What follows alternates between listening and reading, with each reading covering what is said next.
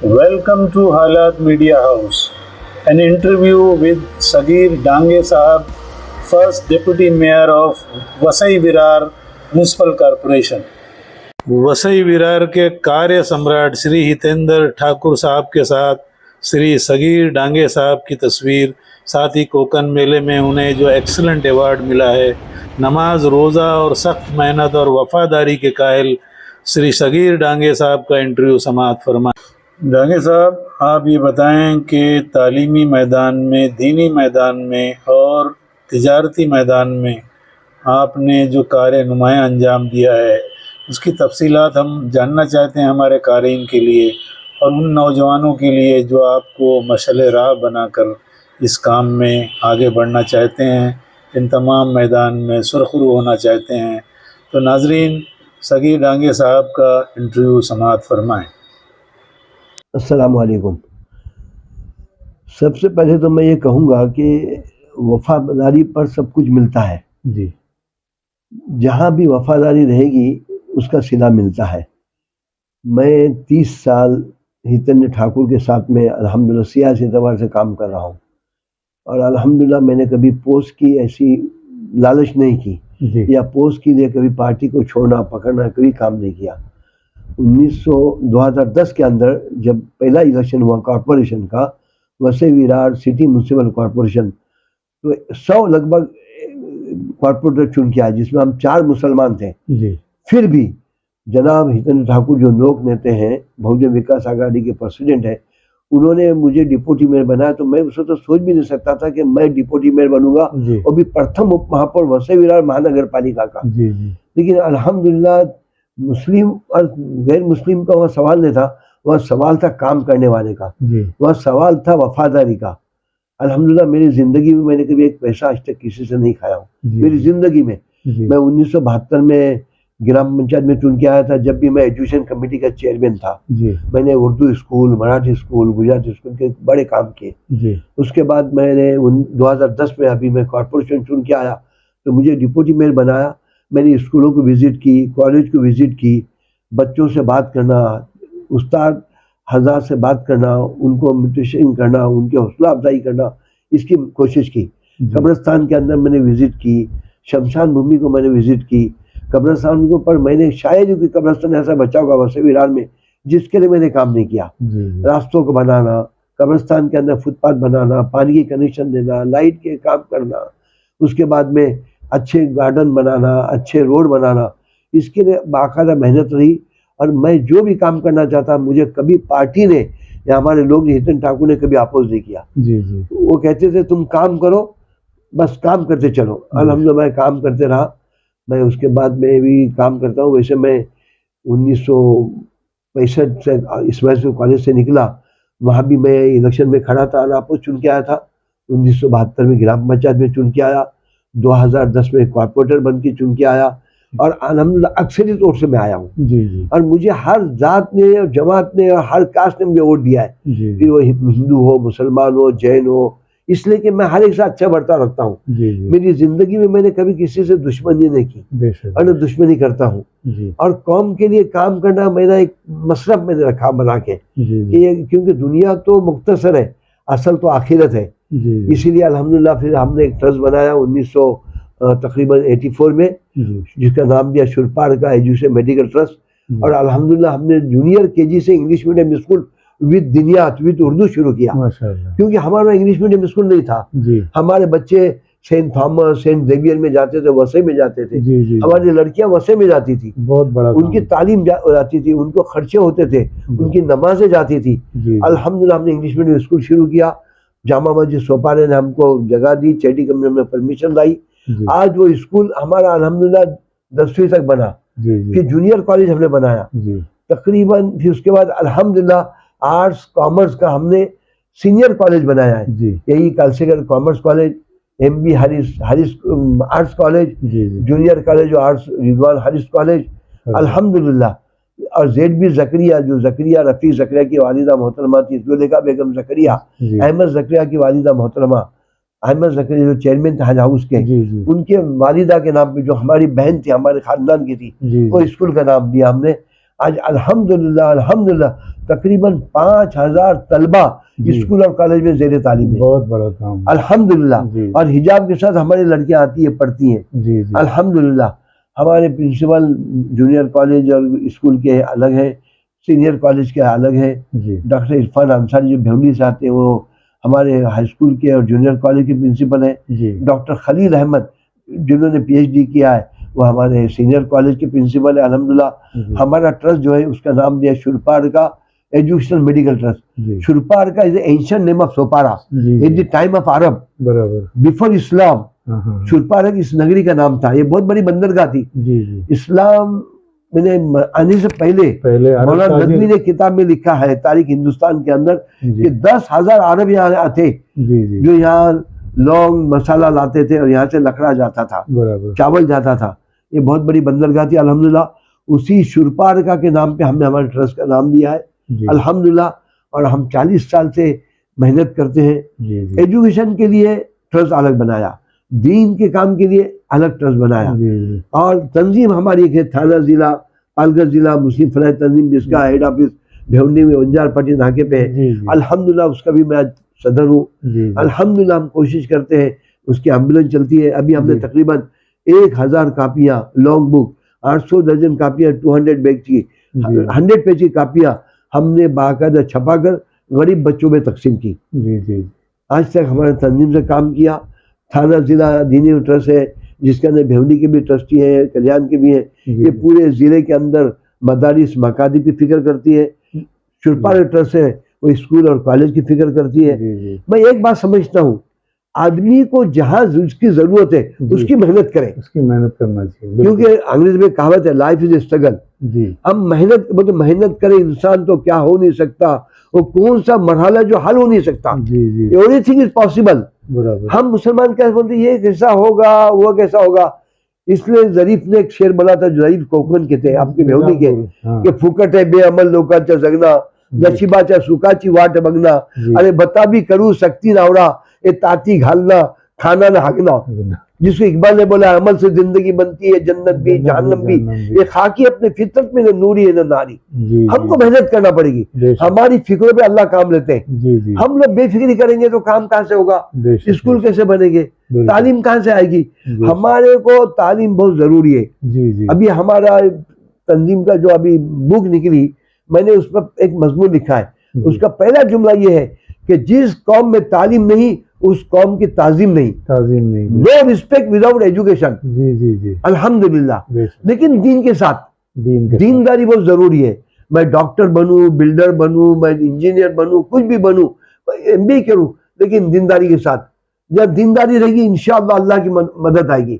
بے دینی کے ساتھ اللہ کوئی وعدہ نہیں. تو میری تمام بھائیوں سے, تمام میری ہندوستانی بھائیوں سے, تمام سے میری گزارش ہے کہ تعلیمی میدان میں ہم کام کریں, تن من دھن سے کام کریں, اللہ کے لیے کام کریں. بے شک. اسی طرح دین کی محنت بھی ہم کریں.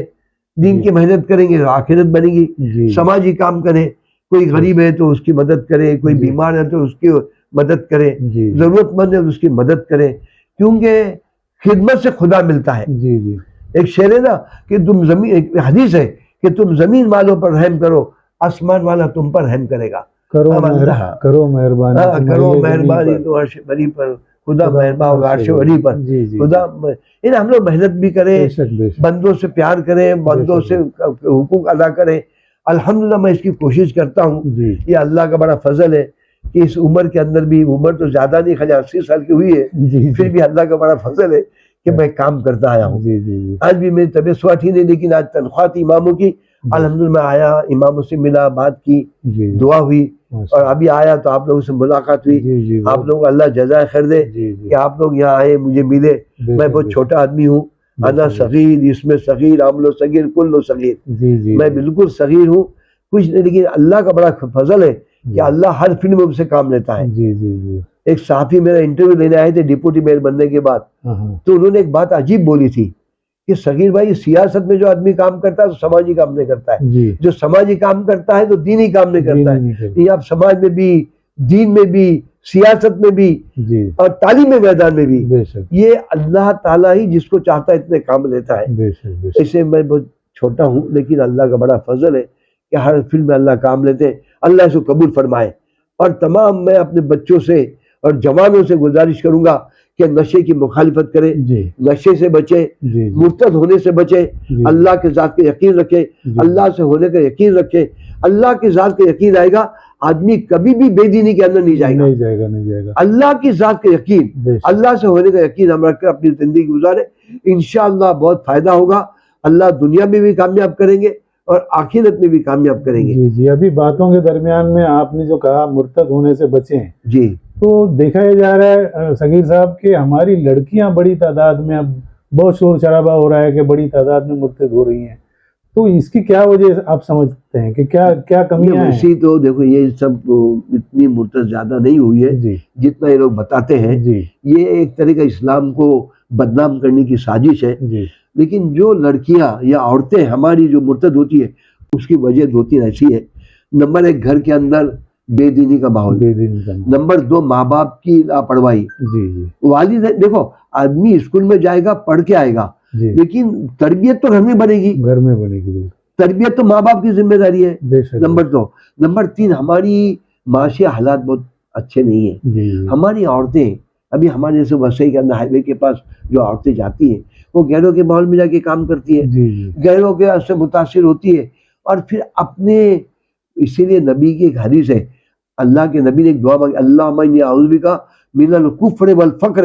اللہ کے نبی نے کفر اور فاقے کے ساتھ ملایا ہے. دونوں کو فاقہ اتنی بری چیز ہے، جی جی جی تو ہم فاقے سے بچنا چاہیے. بے شک. ہمارے قوم کے اندر بے دینی کے ساتھ ساتھ میں معاشی طور پر بھی ہم کو محنت کرنا چاہیے محنت کرنا کہ ہم سے جتنا ہو سکے ہمارے لوگ فائدہ ملے. چاہیے. اور جو لڑکیاں بے دینی کی طرف جاتی ہیں، ہمارے گھر میں غیر آدمی آتے ہیں، جی بے پردگی رہتی ہے، بے شک. تو وہ اس کا نقصان ہوتا ہے. بے شک. ہم بے پردگی سے بچے، گھر میں غیروں کو آنے کو نہ دے.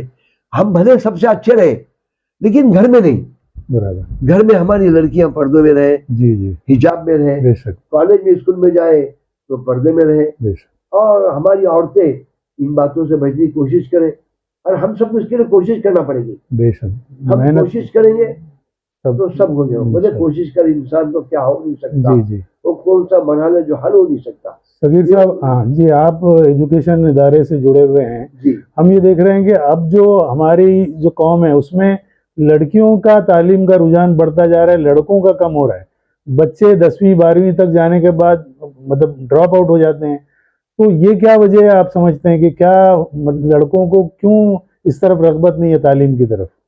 ایک بات، میرا یہ قوم کا المیہ ہے. جی ہمارے قوم کے اندر پہلی بات تو مخالفت بہت ہوتی ہے. جی جی کوکڑی میں کہاوت ہے، کراسا بھی نے نہ کرون دیواسا بھی نے. لوگ، میں ایک اسکول میں مراٹھی اسکول میں وزٹ دی تھی، جی تو میں نے لوکمانیہ تلک کی ایک بات پڑھی تھی، ہاں. پورے چلا ہاں پورے جاؤ شکر نسل تو کمیت کمی پورے جانا ہے پائے کھینچو نہ کا. کھینچو نہ کا. یس. ہمارے وہاں پیر کھینچنا بہت، جی جو بھی آدمی کام کرے گا اس کی مخالفت ہوتی ہے. جی جی ہمارے جوان لڑکے جو ہے نا، ان کی زندگی میں کوئی ان کا وہ ویژن نہیں. ویژن نہیں. ویژن ہونا. دیکھو میں بھی کچھ زیادہ پڑھا لکھا نہیں ہوں، جی جی پھر بھی الحمدللہ میں انجمن سے پڑھا، پرنسپل سے پڑھا، لیکن ویژن، جی سوچ، وچار، عزائم بلند ہو گئے تو اللہ کام لے گا. بے شک. ہمارے جوانوں کے اندر عزائم ہی نہیں، جی سستی ہے، وہ لوگ کچھ کرنے کو تیار نہیں. ہم حرکت نہیں کریں، حرکت نہیں تو برکت نہیں ہے. اور لڑکیاں محنت کر رہی ہیں، اس سے لڑکیاں آگے چلی تعلیم میں.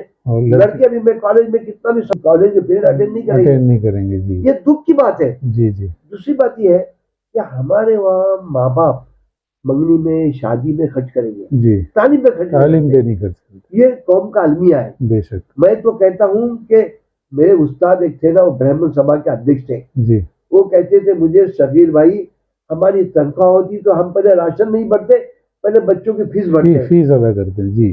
اور بعد میں راشن بھرتے ہیں. جی. ہمارے یہاں کیسا ہے، پہلے چارجنگ ریچارج کریں گے موبائل کو، پھر منگنی ہے، شادی ہے، گھر ہے، ٹی وی ہے، ہوٹل ہے، ڈھابا ہے، لیکن تعلیم پہ خرچ نہیں کریں گے. جی جی ابھی ہمارے اسکول کالج میں جو فیس باقی ہے نا، جی 99% مسلمان ہیں. وہ مسلمانوں کی. کیوں کہ ہمارا مزاج ابھی بھی تعلیمی طرف بڑا نہیں ہے، جس کی ہم کو ضرورت ہے. بے شک. اور اس کے ذمہ دار ماں باپ ہے. جی جی ماں باپ محنت کریں گے لیکن فیس نہیں بڑھیں گے. فیس نہیں بڑھیں گے. دوسرے پیسہ ہم خرچ کرتے ہیں. جی تو میری ہمارے والدین سے بھی گزارش ہے کہ بچوں کی تعلیم پہ توجہ دے، ان کی فیس ادا کرے، بچوں کا ذہن بنا دے، جی جی نوجوانوں کو اچھے ماحول کے اندر بٹھائے بچوں بے شک بے شک نوجوانوں کو کیا مشورہ دیں گے اور والدین کو کیا مشورہ؟ کیونکہ میں نے تو نوجوانی کے اندر سب سے پہلے میں نے ایک لائبریری بنانے کو لی تھی 1965 میں. جی اس کے بعد پھر اسکول، میں نے اردو اسکول کے اوپر محنت کی، جی پھر میں نے مراٹھی اسکول محنت کی، ابھی جی انگلش میڈیم ہم نے بنایا. جی تو جوان لوگ بھی آگے آئے نا کام کرنے کو، بے شک وہ بے شک آگے آنے کو تیار نہیں رہے. ابھی ہماری تنظیم ہے، ہم چاہتے ہیں 10-20 لوگ آگے آئے، جی نہیں ملتے ہیں. جی جی ہمارے کو ٹرسٹ میں آدمی چاہیے، نہیں ملتے ہیں. جی جی اب دیکھو نا مسلم اداروں کے اندر ابھی بھیونی کا جیسے اسکول بورڈی میں ہے، جی کیا حالات ہے اس کی؟ ہاں حالات خراب ہیں اس کے. جی کیونکہ کوئی آگے آنے کو تیار ہے، کام کرنے کو نہ ٹائم تیار. دینے کو تیار، جی جی نہ پیسہ دینے کو. بے شک. تو جب تک تن من دھن نہیں لگے گا جی جی کام نہیں ہوگا. اور دوسری بات جو میں اپنے بچوں سے بھی بولتا ہوں، الحمدللہ میرے بچے نے گریجویشن کیا، دوسرے نے ایم کیا ہے. نمبر 1 ایمانداری، جی ایمانداری بہت شرط ہے. نمبر 2 محنت، جی محنت کریں گے تو اللہ پھل دے گا، جی جی پھر وہ تعلیمی میدان ہو جی جی یا پھر بزنس کا میدان ہو. بے شک اور نمبر 3 دعاؤں کا اہتمام، بے شک. اللہ سے مانگنا. 2 چیز تو ہمارے قابو کی ہے، تیسری ایمانداری محنت، اس کا پھل اللہ سبحانہ و تعالیٰ کے بے ہاتھ میں شک ہے. بے شک بے شک. اللہ سے اتنا مانگے جی کہ اللہ کو ہم پر ترس آ جائے. جی جی جی اللہ ہم کو سب کو عمل کی توفیق دے. جی جی بہت بہت شکریہ صغیر ڈانگے صاحب، آپ نے ہمارے چینل سے بہت ہی پیاری باتیں کی، بہت ہی نصیحت آمیز باتیں کی. بہت بہت شکریہ آپ کا. جزاک ماننی ہتیندر ٹھاکر صاحب کے تعاون سے یہ سارے کام انہوں نے انجام دیے ہیں، اور اس کا کریڈٹ بھی وہ بتاتے ہیں کہ انہی کو جاتا ہے. ناظرین، صغیر ڈانگے صاحب کا جو پیغام ہے وفاداری، محنت اور ایمانداری، اسے ہمارے معاشرے میں خاص طور پہ ہمارے نوجوانوں میں عام کرنے کی ضرورت ہے. انہوں نے ساتھی نوجوانوں کو مشورہ دیا کہ منشیات اور ڈرگ سے اجتناب کریں، محنت کریں، اعلیٰ تعلیم حاصل کریں. جس طرح سے لڑکیاں ہمارے معاشرے میں اعلیٰ تعلیم حاصل کر رہی ہیں، انہوں نے کہا کہ نوجوانوں کو بھی ایک لکش، ایک ایمبیشن کے ساتھ تعلیم حاصل کرنی چاہیے.